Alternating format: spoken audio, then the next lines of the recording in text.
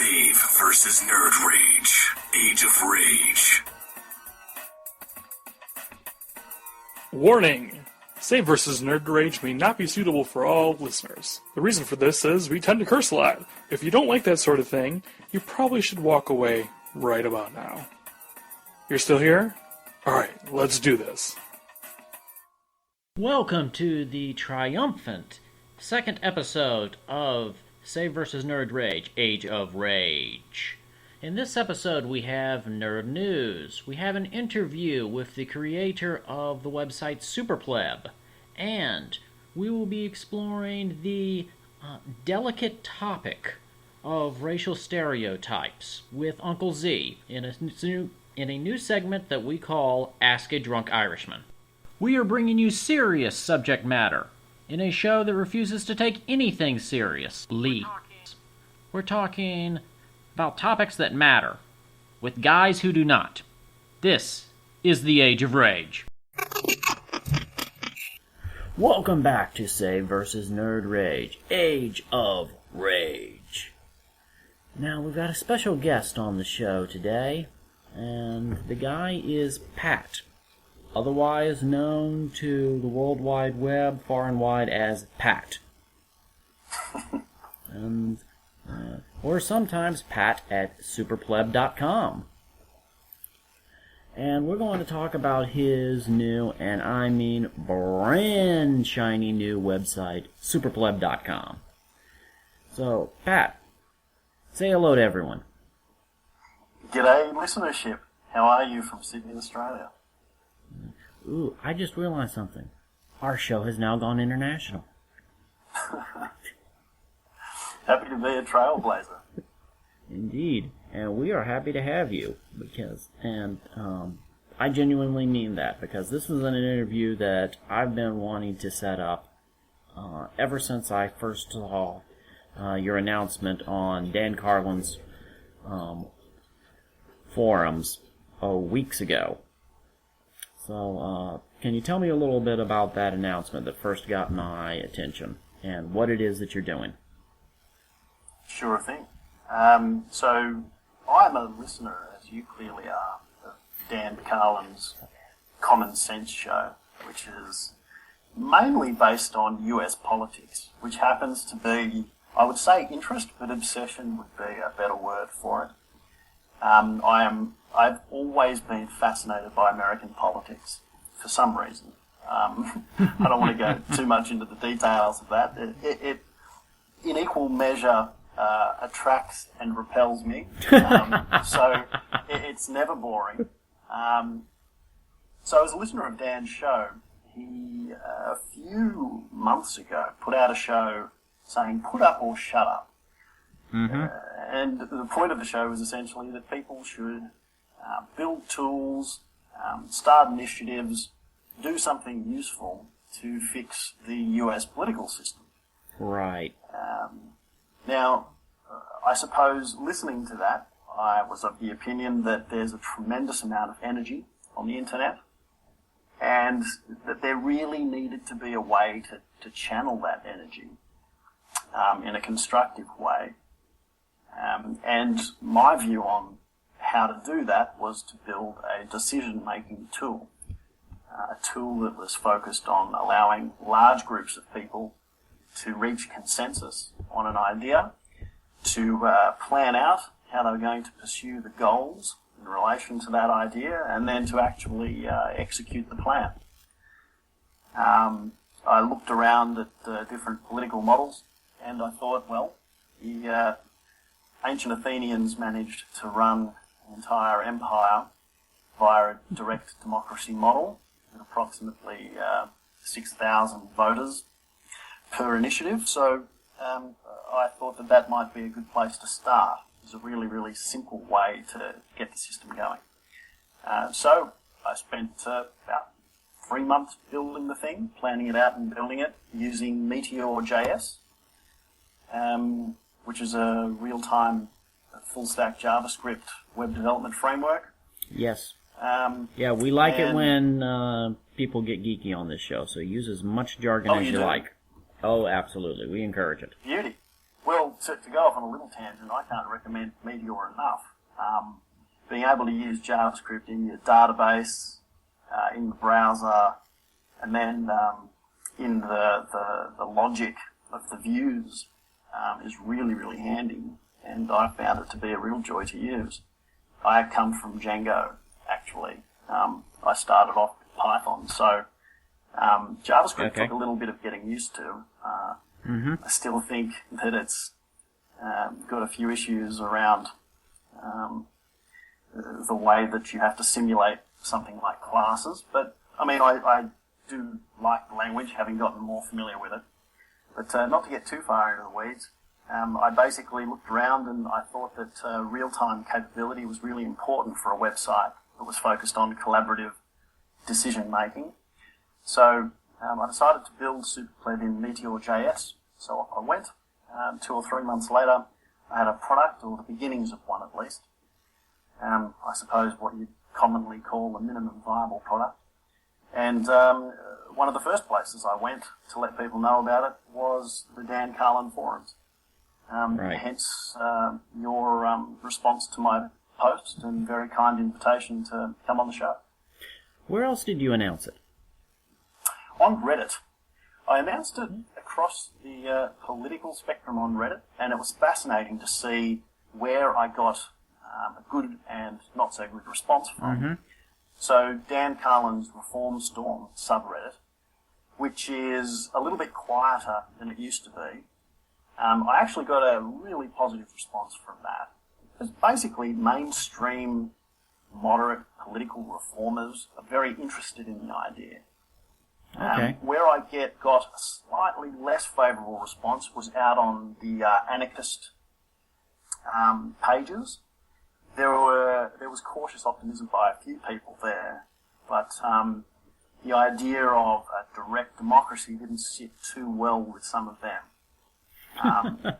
That said, honestly, I'm really an anarchist at heart, in the sense that I would love for the anarchist ideal to be something that's possible to obtain, but a quick trip into the men's room in any shopping centre is usually enough to dissuade me from that notion. So the response was, I suppose, really good from the places that I was hoping it would be good from. But from the people who are out there with alternative ideas, it was measured, put it that way. Okay. At this stage, are you looking for constructive criticism, or are you looking for just any feedback you can get? Above all else, certainly, yeah. Unfortunately, my ideas are always ahead of the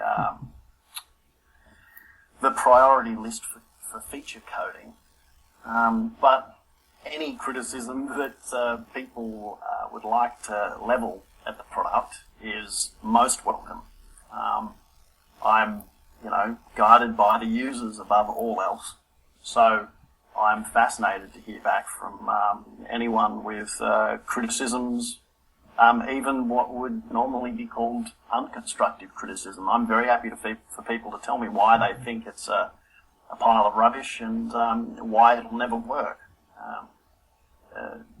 Typically, people, even when they're giving you what would be normally called unconstructive criticism, illuminate something or another. Whether it's what they intend to illuminate is another question. But so, in summary, yeah, I'm happy to hear any criticism about what I'm doing. New question. How Sure. exactly am I supposed to pronounce this? Is it super pleb or super plebe? Super pleb.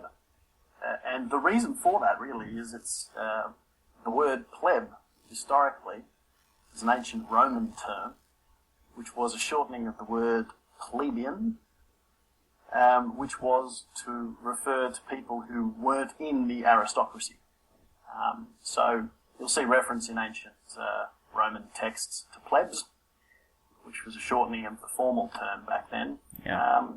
And I like the idea of bringing people together in a platform to act as one, and I don't know, to put them on steroids, if you will, and to call the result super pleb. Yes. All those Australian Romans would be proud. Sure.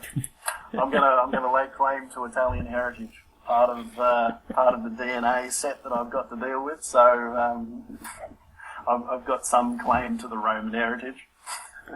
All right. If a person decides to go on to superpleb.com for the first time, what is Joe, internet user, going to see? Well, currently he's going to see a list of groups. And those groups are structured around interest areas. I should really preference everything that I'm about to say with a kind of disclaimer, which is that I am aware already of many problems that the platform has that need to be fixed. So, I'm just going to be straightforward and honest about that. There are things that I need to solve. I think one of the first problems that I've encountered thus far is that the areas that the groups cover are probably too broad, in the sense that the group doesn't guide the conversation in specific enough a way for there to be concrete outcomes. I can see that. So, yeah, I'm looking at the list of groups right now, and the first one is simply politics. Sure. That's pretty broad. Yeah. Incredibly broad. And, frankly, it's kind of a question of starting general and then working my way in as I watch how people use the thing and where the interests are. But, the claim that I've made, or at least the goal that I've set, is to try and make the thing useful for actually doing something, to create effective political units that are capable of actually carrying out a plan after formulating it. And I think that the platform would be better at that if I set the level of generality of the groups at a lower level, so that we were talking specifically about campaigns. I'm actually doing a bit of research around one of the current issues concerning, I'll just bring up the article for it. All right, I'll do that too. Is this under politics? Just cut at this point, but I'll sort of reintroduce it. Do you mind, by the way, if I just insert notes for editing like that? Or would you really prefer me not to do that kind of thing and try and stay in the flow? It's perfectly all right. I'm going to be going over this editing with a fine-tooth comb. Beauty. All right. And if you say anything particularly embarrassing, it's going to stay in. That's fine. Right. So, one of the, as I was saying just before, one of the issues that I think the platform has so far is that there's been quite interesting discussion, but there has not been a great deal of accomplishment or even plan making to actually get a thing done. So I think that rather than talking very generally about politics, the direction that I'll be taking it over the next few weeks is to try and build groups around very specific issues. And by specific, I think one really good issue to start with would be the fact that one of the founders of Pirate Bay is currently being held in solitary confinement, ostensibly for computer hacking, which in my view at least is absolutely out of line. I really don't think people should be held in solitary confinement unless they're a danger to other prisoners. And this chap, Gottfried Swartholm Warg, does not at all look like a potentially violent offender. I don't think he should be in solitary confinement, and I think that that's a specific enough issue to do something about, in the sense that it's not too hard to find out which authorities are worthwhile contacting about it, to let them know that a group of people are looking out for the interests of a guy like Gottfried. Okay. So that would be one idea about making the goals of the groups more specific. Okay. Yeah, for an example, I started a discussion on the technology group about whether or not we should make this show, the one that we're recording right now. And that passed. Okay, so now It certainly did. With flying colours, I might add. Alright, so we've got a discussion topic that passed. It got upvotes, 8-0. And now that it's passed, what do we do with it next? Do we start another discussion about more specifics, or is this going to be a future feature of the website in which the website will do something with that information? Well, this is what I mean. I think that there might be virtue to having very, very general topic groups like this one, where people can throw around random ideas. But that probably the right way to work with the platform in the future would be to create a group specifically for polling people on the Age of Rage. What I'm starting to think is that you really need to get specific about what a group actually does. And, I mean, these essentially should be forums that come and go as they become useful and ultimately useless. Right. So I think what I'm really trying to build into this is not necessarily a system where content is promoted, but a system where content evaporates when it's no longer useful. Okay. So just to clue your listeners in a little bit on how the thing actually works, which I probably should have done before. Essentially, the platform is structured around groups. And in those groups, people create ideas. Now, at the moment, those ideas are tweet length. And each of those ideas is like a subject for a mini forum. So people will either vote an idea up or they'll vote an idea down. Yes. And if the idea passes a threshold, a majority threshold that the group has in its constitution, that idea becomes passed. It's kind of analogous to the way that a legal system works. You have people who vote on ideas according to a constitution. And if the constitution says that you need a 50% majority, then a 50% and over vote in favour of an idea will pass, and that will become kind of an operative idea for that group of people. Like I said earlier on, it's a little bit like direct democracy. Yeah. On a miniature scale, to create effective political units. Yeah. Now, but it's also very, very focused on the users initiating the process. They have to start discussions which are actionable. If, for example, that's right. Yeah. If, for example, I live in Florida, and if I were to post as a discussion topic, I think that Governor Scott looks like Lex Luthor, which he does. Then are we going? Then that's probably going to get some upvotes, and if it passes, then it passes. That's not really anything.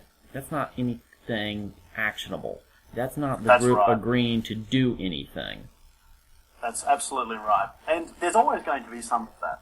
And that's not necessarily a problem, provided it doesn't crowd out specific ideas for action. Yeah. And that's the culture of... I guess that's the culture of the image board web community that's leaking through. It's kind of how we've done things for a long time on websites. Yeah, absolutely. This is, now we're doing something that's considerably different here, and we have to wrap our minds around it. Certainly, yeah.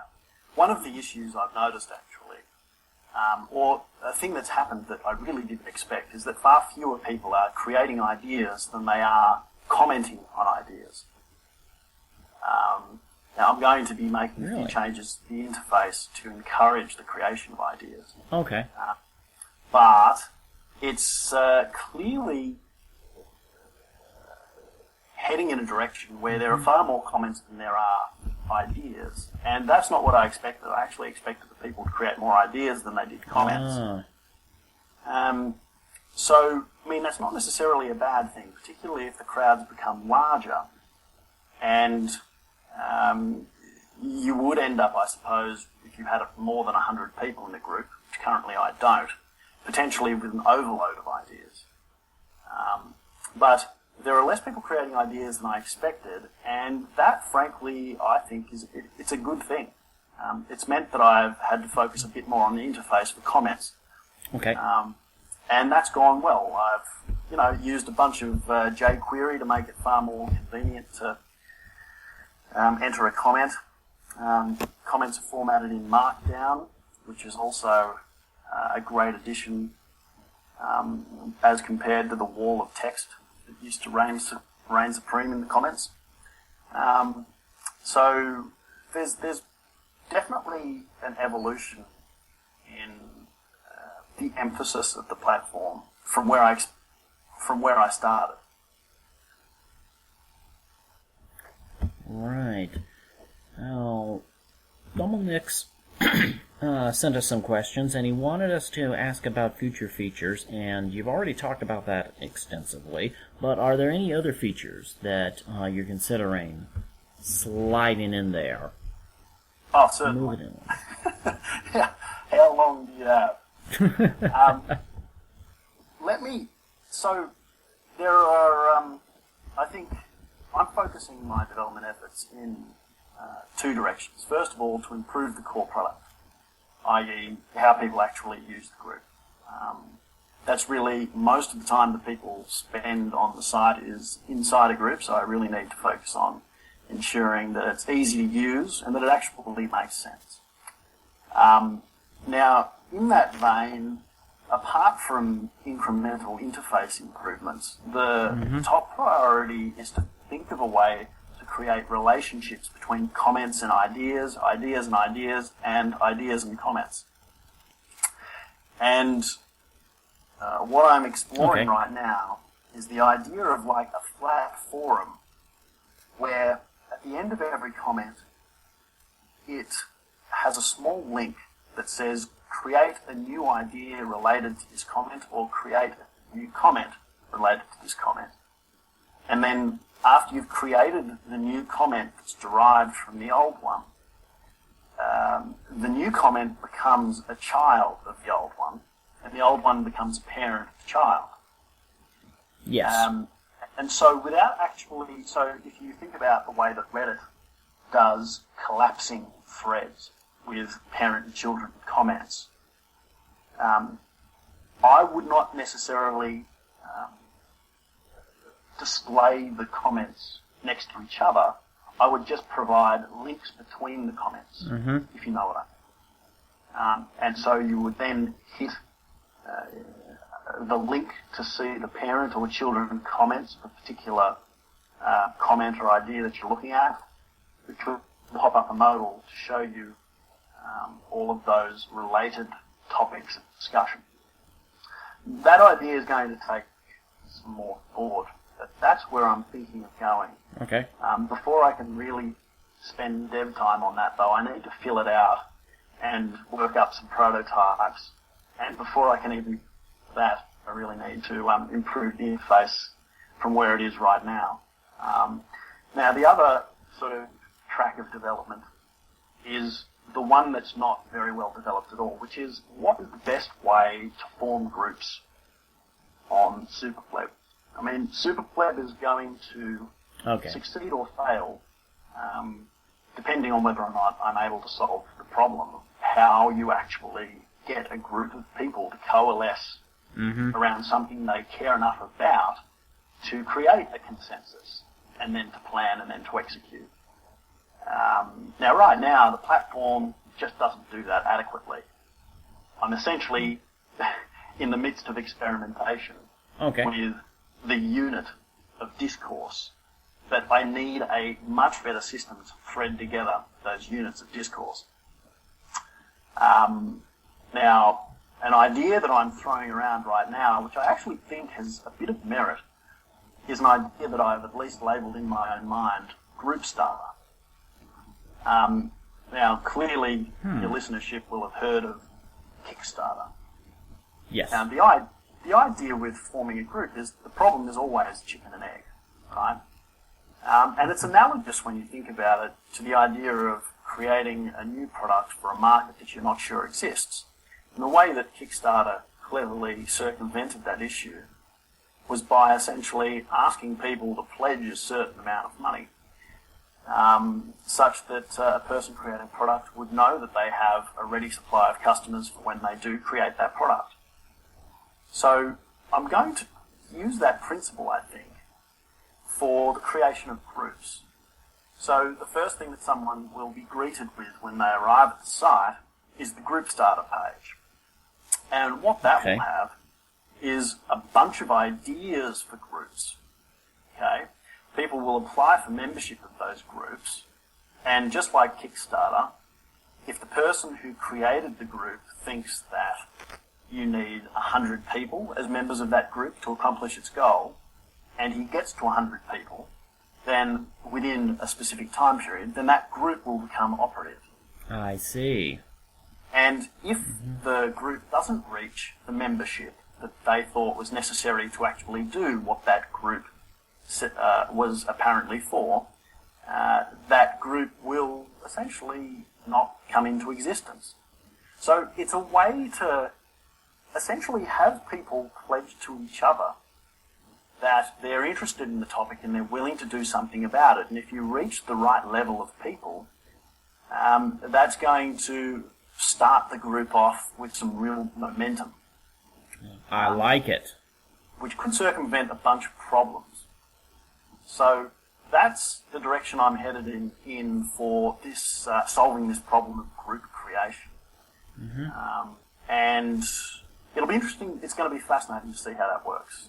It's also, frankly, a way to give the internet a very, very simple way to provide me with feedback on what they're interested in creating groups on. It's really just, when you think about it, the perfect natural selection process in the sense that stuff that gains traction is worthwhile pursuing and stuff that doesn't clearly isn't. So I'm really looking forward to implementing that. I'm starting to wireframe the relevant pages. Awesome. By the time your people get to hear this podcast, actually, it might well be operating. In fact, I'd be disappointed if it's not. It's a very high priority. By the time right now. they get to hear this podcast, the internet will be passé. I'm so slow at editing these things. We'll be using the hive mind by then. Oh, I hope so. I hope SuperCleb has contributed to it. Age of Rage. And here we are with Uncle Z, and it's slightly after St. Patrick's Day, and we thought that we would play a round of Ask a Hungover Irishman Anything. Zach, you have described yourself recently as an Irishman, and you have described St. Patrick's Day as the day in which Irishmen do their best to live up to all the negative stereotypes. Now that a lot of Irish Americans seem to. Really, St. Patrick's Day is just a nice quiet day with the family, or let the kids run around and play. Most people here seem to validate this as a chance to act like a jackass and get drunk. And I swear to God, next American I see wearing a kilt trying to speak with a fake accent is getting a shillelagh shoved up his ass.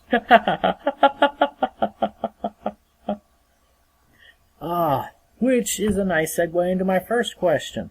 How Irish do you have to be to consider yourself an Irish American? Well, I'm third generation American. So it was my grandparents and all their kin that had come over. Actually, some of our family had been over before, but the branch that my family branches off of came over 3 generations ago. I don't really know what really gives you that credential, though. It's not something I really think about. All right. So, what is the best cure for a hangover? Keep drinking. Who better represents Irish culture in World Wrestling Entertainment? Is it Hornswoggle or Sheamus? Well, I'm not familiar with Sheamus at all, so I have to go with Hornswoggle, even though every time I saw him when I was much younger and watched wrestling, I thought he was an annoying little cuss, and that was pretty much the end of it. All right. And wasn't Hornswoggle like a mascot for another wrestler or something?